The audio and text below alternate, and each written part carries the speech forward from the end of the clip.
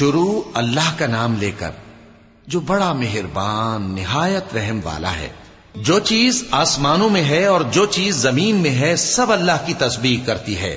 جو بادشاہ حقیقی ہے، پاک ہے، زبردست ہے، حکمت والا ہے۔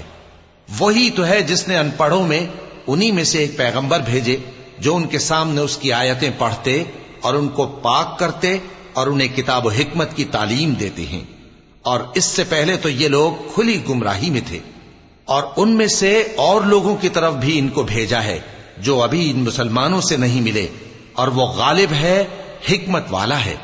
یہ اللہ کا فضل ہے، جسے چاہتا ہے عطا فرماتا ہے، اور اللہ بڑے فضل کا مالک ہے۔ جن لوگوں کو تورات کا حامل بنایا گیا پھر انہوں نے اس کے حامل ہونے کا حق ادا نہ کیا، ان کی مثال گدھے کی سی ہے جس پر بڑی بڑی کتابیں لدی ہوں۔ جو لوگ اللہ کی آیتوں کی تکذیب کرتے ہیں ان کی مثال بری ہے، اور اللہ ظالم لوگوں کو ہدایت نہیں دیتا۔ کہہ دو کہ اے یہود، اگر تم کو یہ دعویٰ ہو کہ تم ہی اللہ کے دوست ہو اور دوسرے لوگ نہیں، تو اگر تم سچے ہو تو ذرا موت کی آرزو تو کرو۔ اور یہ لوگ ان اعمال کے سبب جو یہ کر چکے ہیں ہرگز اس کی آرزو نہیں کریں گے، اور اللہ ظالموں سے خوب واقف ہے۔